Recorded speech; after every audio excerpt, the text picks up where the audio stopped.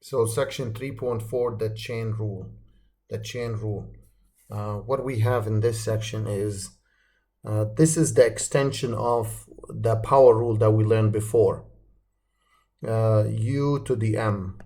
If you have any function to the m power, then what is y prime? Y prime is, we did in the power rule, we said you bring the m down, subtract m minus 1 from the exponent, but then you multiply this by the derivative of u. Or some people write it as m u to the m minus 1 times du dx, the derivative of u with respect to x.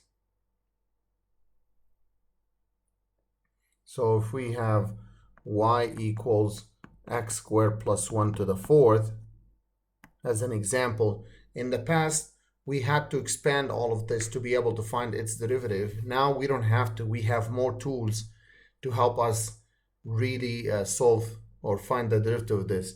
And to do so, y prime would be bring the 4 down, x squared plus 1 to the third power, times the derivative of the inside, times the derivative of the inside. So y prime equals 4, x squared plus 1 to the third, times the derivative of this is 2x plus 0, or simply 2x. But it would be nice if we can multiply the 4 by 2x is 8x times x squared plus 1 to the third.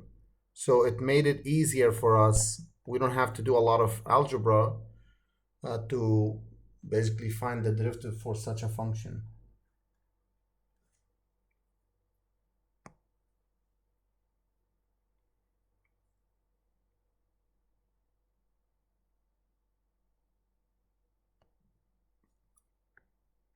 Another example, it's x squared plus x plus 5 to the fifth power.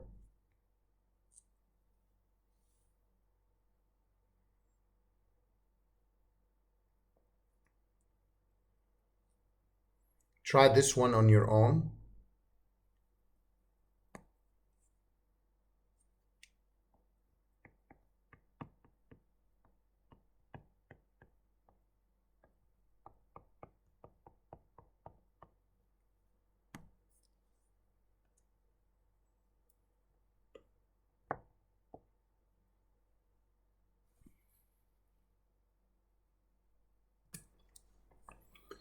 For the next one, y prime equals 5 x squared plus x plus 5 to the fourth power times the derivative of the inside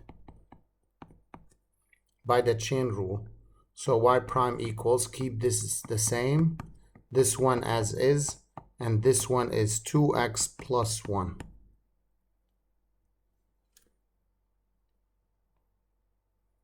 How about the next one? A lot of times what students do for the next one, they just try to find the chain, using the chain rule, the derivative for the first one and times the derivative of the second one. But that doesn't work out this way. I see a multiplication sign. That reminds me of what we called before the product rule. So the product rule says you find the derivative of the first one times the second one, plus the first one times the derivative of the second one. So from here to here, I just use the product rule.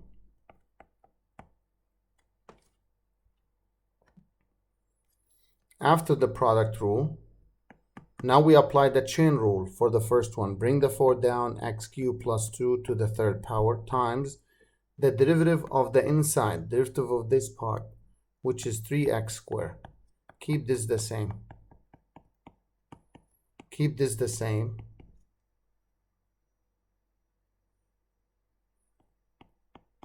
This one here, bring the 3 down, x squared plus x to the second power times the derivative of the inside of this, which is 2x plus 1. Now, when you reach this point,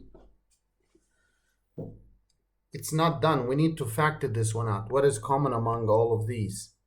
Well, let's see. Number-wise, I see the 3 is a common.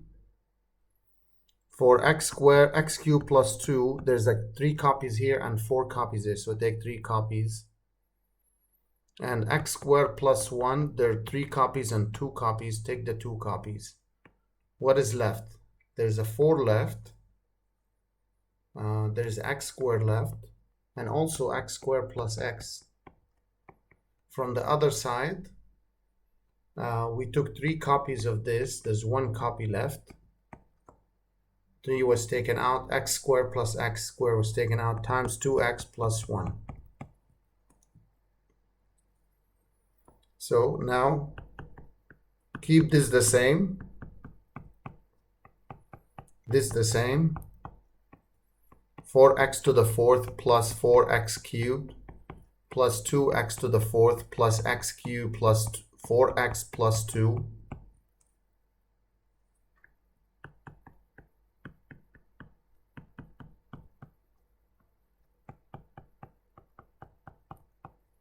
This is 6x to the fourth plus 5x to the third plus 4x plus 2. You must simplify all the way to this point. This is a required thing.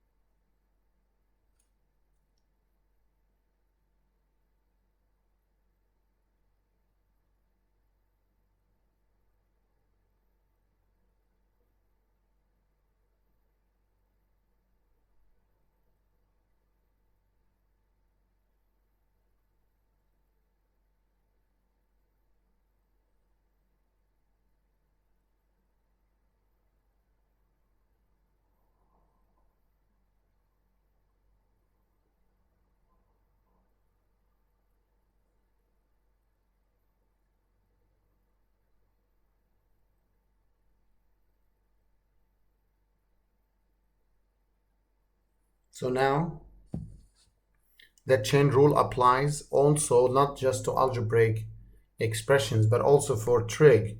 So if we have sine any function, not just sine x, or cosine any function, tan any function, cotan any function, we are interested to know what their derivative is going to be. So we've seen only derivatives for just sine x, just cosine x, just tan x. But what about if it's different than x? What about if it's 2x or 5x or x squared? What would be the derivative for each one of them? Well, we know derivative of sine is cosine, cosine u. Cosine is negative sine. But on this, on top of this, not just cosine u, but times u prime. Same thing here, not just sine u, but u prime. Here it's u prime secant square u, negative u prime cosecant square u, u prime secant tangent, secant u tangent u, and this is negative u prime cosecant u cotangent u. So same formulas as before, but we just add the u prime in the front to all of them. And again, to remind you, if the function starts with c, there's a negative sign. C, there's a negative sign. C, there's a negative sign. It helps to memorize it. And to be able to help to memorize these formulas, find y prime for each of the following.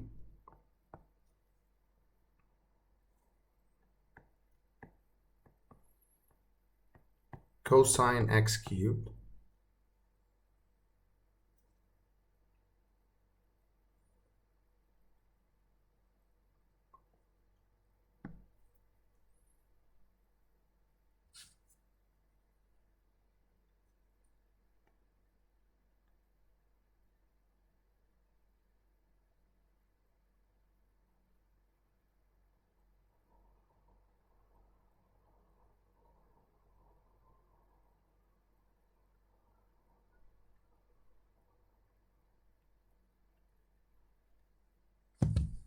Now, for this one,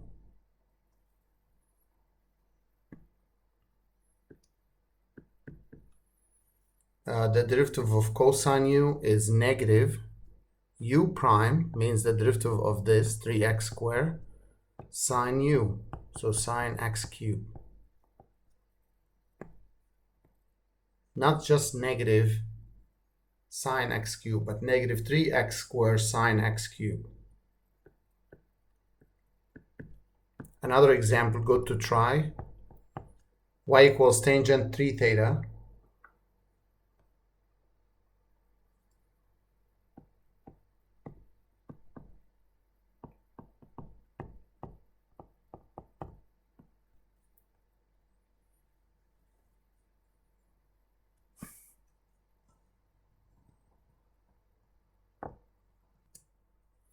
So we can go over number 2. Y prime is the derivative of this one, which is 3 secant squared 3 theta. For the next one, y prime equals, this is our u, so it's u prime cosine u. But the derivative of cosine is negative sine, so it's negative sine x cosine x.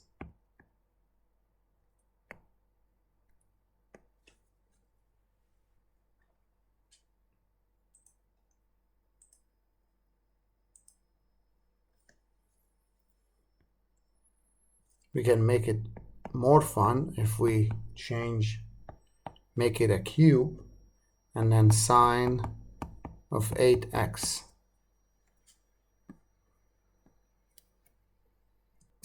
We can go over it now. So y prime is, this looks like secant of sine 8x all to the third. So the derivative is 3, subtract 1 from the exponent, times the derivative of the inside.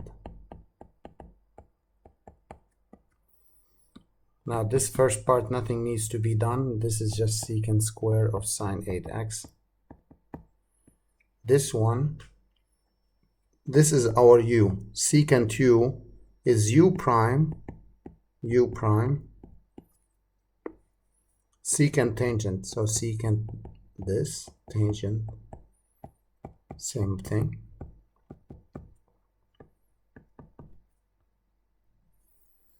Three secant square sine 8x.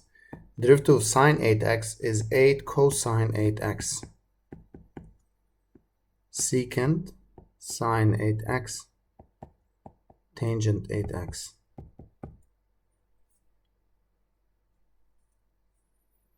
So y prime is 3. Secant square this, and secant, that's secant cubed sine 8x. Now notice the 8 and the 3 can be multiplied to get 24. And keep the secant sine 8x tangent 8x.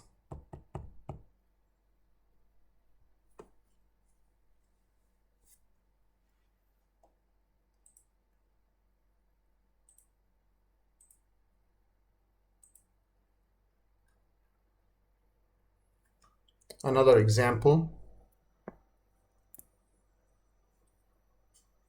number 5, y equals secant to the fourth of 3x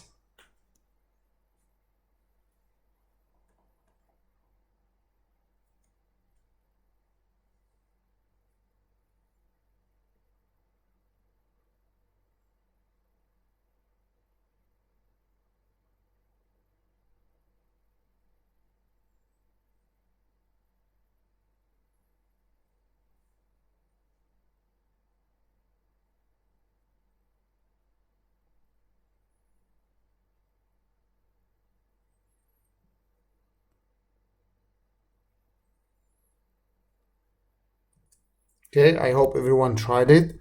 So y prime would be, bring the 4 down, secant to the third of 3x. So I brought the 4 down, subtract 1 from the exponent, times the derivative of this part.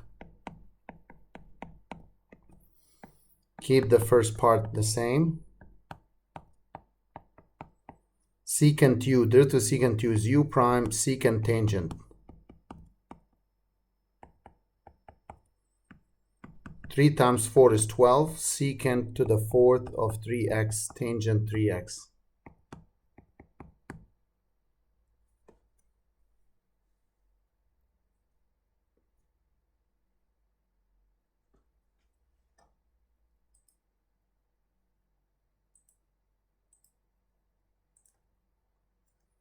Another example, not involving trig, such as the square root of x plus 1. In some cases, we need to rewrite a given function, like this one can be rewritten in the form of x plus 1 to 1/2, like u to some power, then y prime, you bring the 1/2 down, subtract 1 from the exponent, times the derivative of the inside.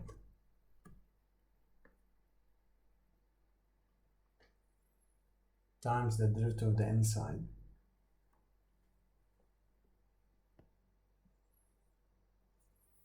Y prime equals, this one stays the same, for now the same.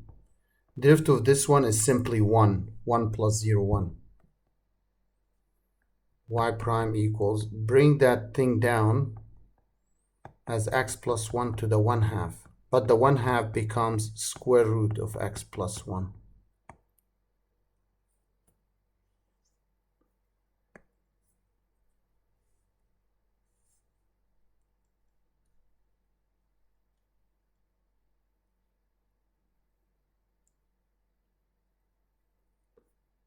Some application to the chain rule. Let's look at this function, h of x, the square root of 4 plus 3, another function f of x, where f of 1 is 7 and f prime at 1 is 4. We are asked to find h prime at 1. H prime at 1. So for the previous one, you can leave it as 1 over 2 times x plus 1 to the 1/2, or write it in a radical form, but no negative exponents.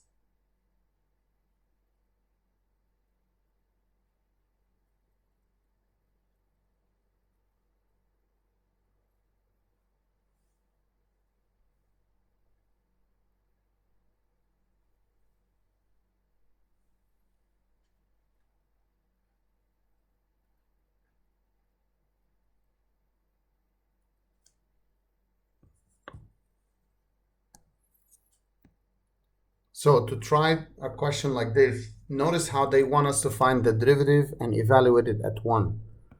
H of x is the square root of this, which can be rewritten first, like so. So h prime of x equals, bring the 1/2 down, 4 plus 3 f of x, subtract 1 from the exponent, times, what's the derivative for this one? 0 plus 3 f prime of x. 3, derivative of f of x is just f prime of x. Again, we do not want to see negative exponents, so we can rewrite this first. Keep the 3 f prime of x up there. The 2 stays down, and this comes out down as a square root, like so.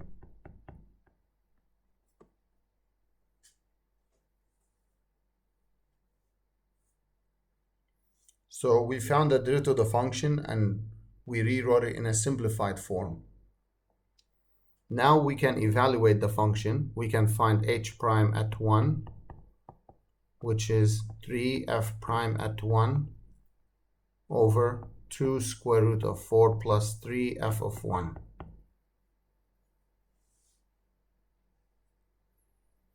But f prime at 1 is given 4. So we get 3 times 4 over 2 square root of 4 plus 3. F of 1 is given as 7.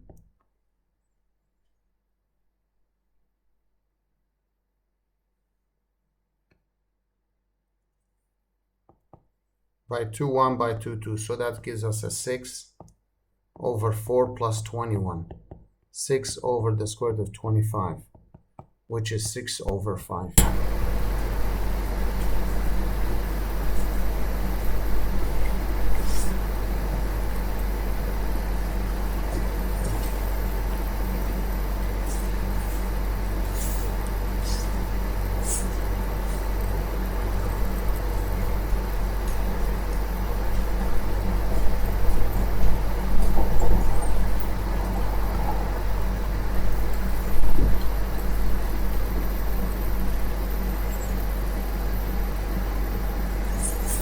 Note, sometimes people look at trigonometric functions with powers in a different way. So sine, let's say we have sine cube x.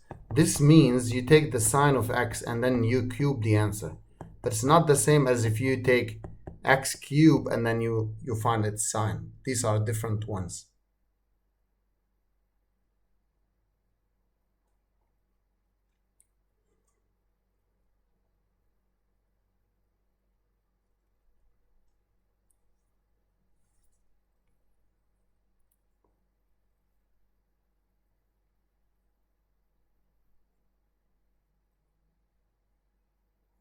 Another application to the chain rule, when we are dealing with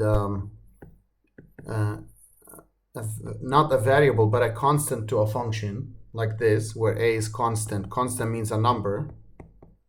We've seen if you have f of x to an a, like you have a function to a constant. Here, what about if you have a constant to a function? Then what we have, y prime, it's the derivative of that exponent times itself times natural log of the base.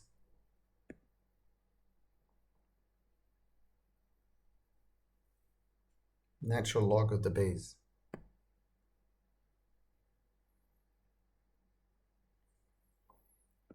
To apply this, find y prime if y equals 2 to the x cubed. Try this one. Try to apply the boxed formula.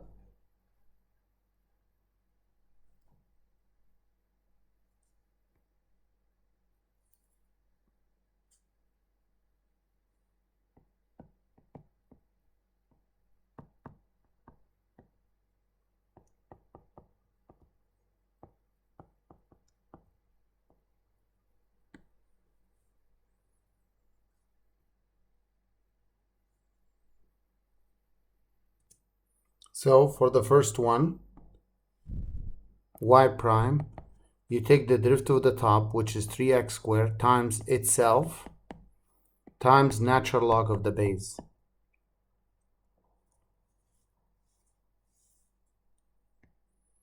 Here they're asking you, find the derivative of this function with respect to x. That's just another way to say find y prime.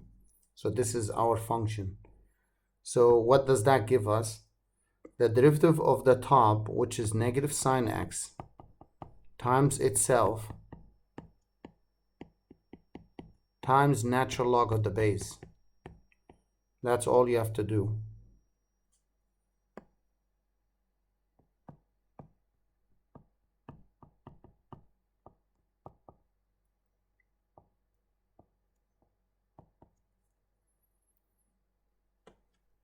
Next one.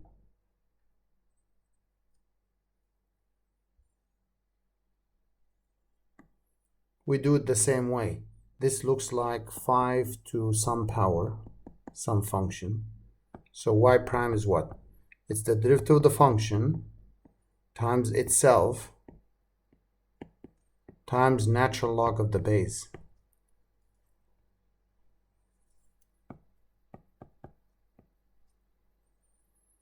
So the first one now, it's a new function we need to find the graph or the derivative for.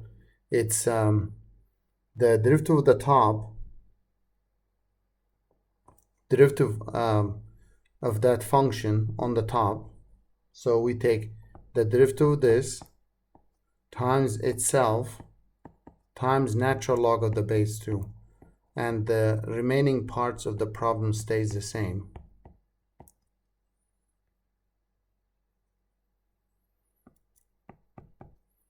Derivative of 3 to the x, again, is the derivative of x, which is 1 times itself times natural log of the base. And this stays the same, everything else stays as is. So you want to go step by step and apply the formula the right way.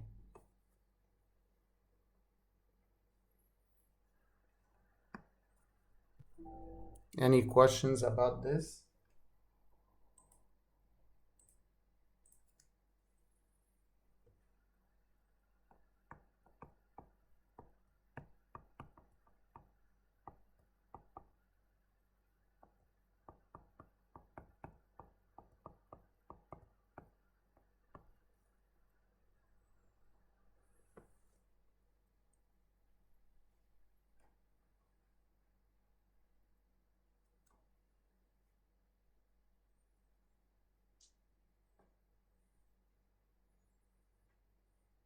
We're going to look at another example here, slightly different.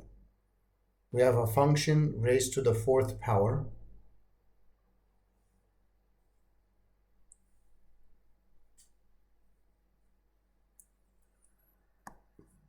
What would be y prime? Y prime is 4 x squared plus 1 over x squared minus 1 to the 3rd power times the derivative of u. This is the u. So it's u to the m down, subtract 1, times the derivative u by the chain rule.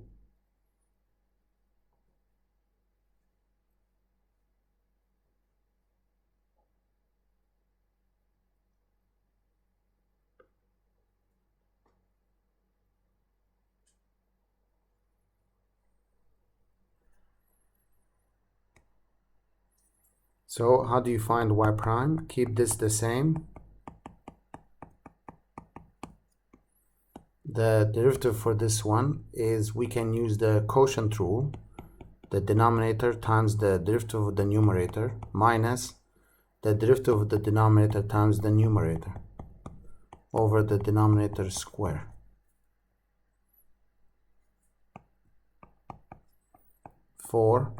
This stays the same. This gives us 2x to the 3rd minus 2x minus 2x to the 3rd minus 2x. And this stays the same. These cancel out. We get negative 2x and minus 2x. That's negative 4x times the 4 in the front. That becomes negative 16x. This stays the same. And this is 1 over, nothing left.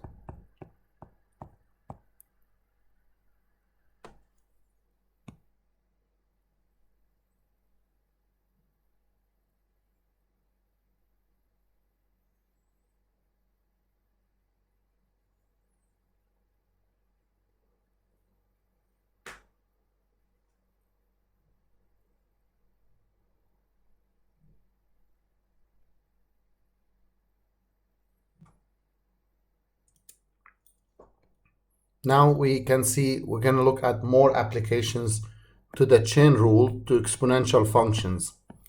We told you before, if y equals e to the x, y prime is simply itself.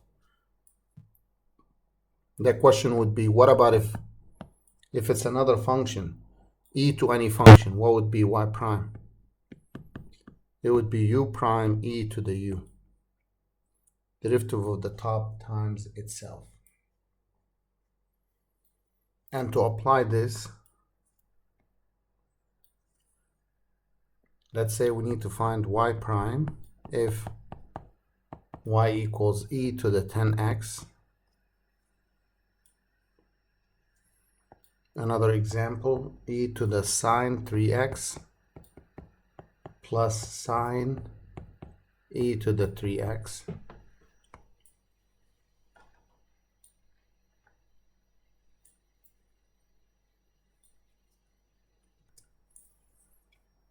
When we look at the first one, y prime is the derivative of the top 10 times itself.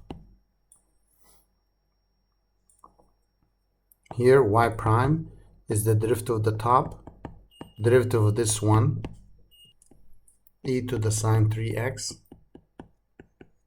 plus sine, this looks like sine u, so it's u prime cosine u.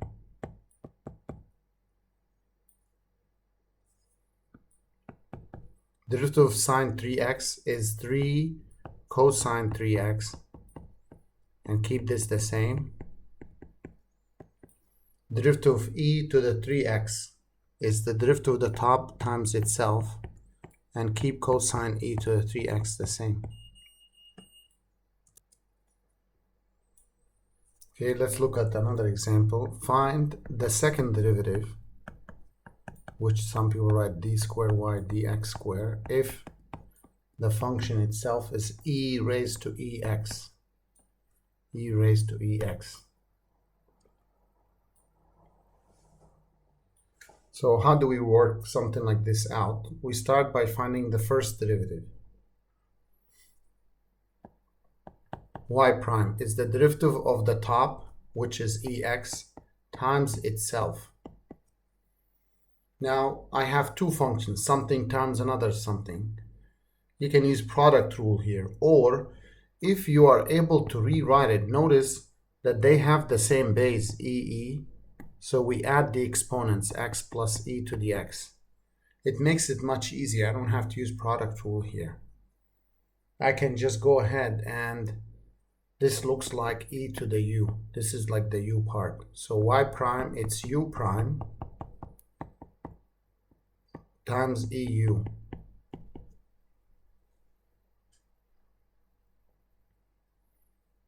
That's y w prime. So the derivative of the top times itself. So y w prime equals 1 plus e to the x times, this stays the same.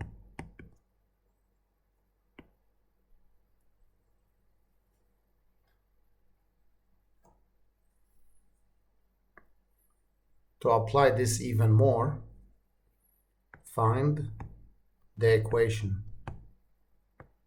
Find the equation of the tangent line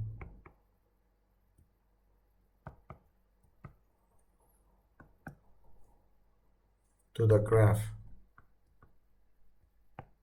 of y equals xe negative x squared at x equals 0.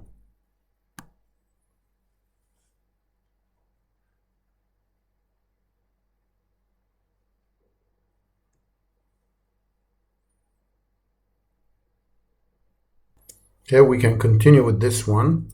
To find the equation of the tangent line, we need a point and a slope. They only give me x equals 0. If you substitute that into the original function, you will be getting 0 as well. So the point is 0 comma 0. Now to find the slope of the tangent line, we know it's the derivative of this function at x equals 0. So how do you do this? We need to find from the function itself, we need to find the derivative, y prime. It's the derivative of this times this plus this times the derivative of this. So what do we get here? Y prime is 1 times e negative x squared plus x times derivative of the top is negative 2x times itself.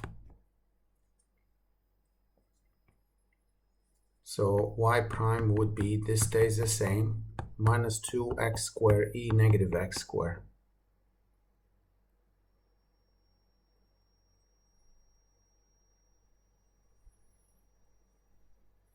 Okay, so we found the derivative. Now we're going to find the slope of the tangent line. It's always y prime at x equals 0. So that would be e to the 0 minus 0. So that's 1. So we have the slope and the point. Y minus y1, m times x minus x1. The point is 0, 0. Slope is 1, x minus 0. So the equation of the tangent line is y equals x.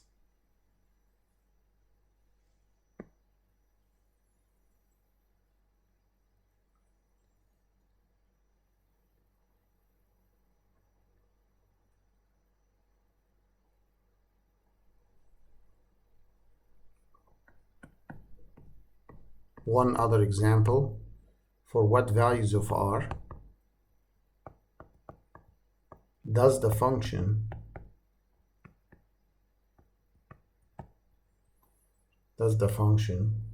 y equals e to the rx satisfy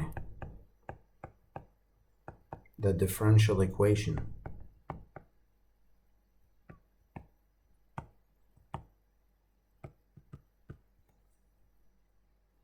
Y double prime minus 4y prime plus y equals to 0.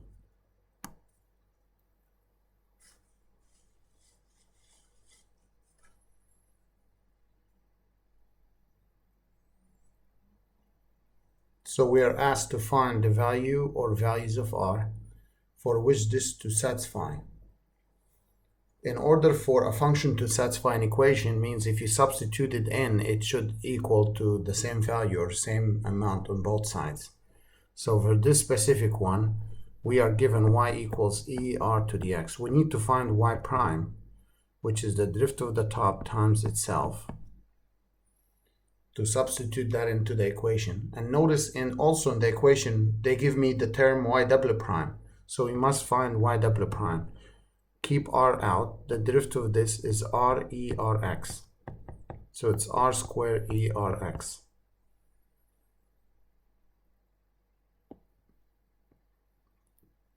We substitute all of this into the left-hand side of the equation. Y double prime is r squared e to the rx.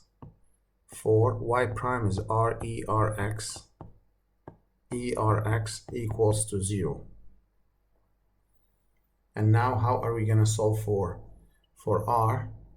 We can factor e r to the x out. That gives us r squared minus 4r plus 1 equals to 0.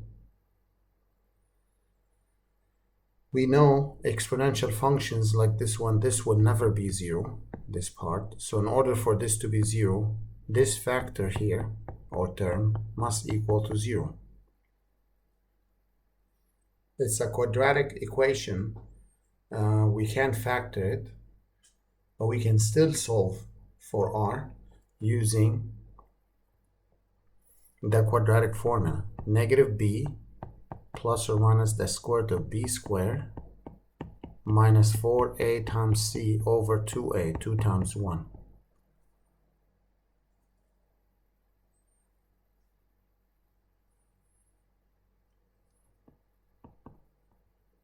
That simplifies into 16 minus 4 is 12, all over 2. But you need to always make sure to simplify the answer.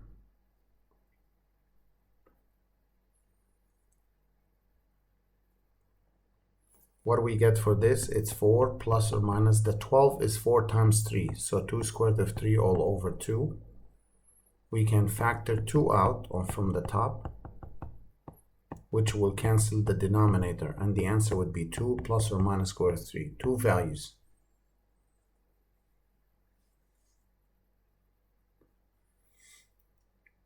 So the chain rule can be applied to exponential functions, as you notice, to trig functions and algebraic functions. Also, we're going to see it later on how we apply it to logs and other functions. So it can be applied to all kinds of functions we have.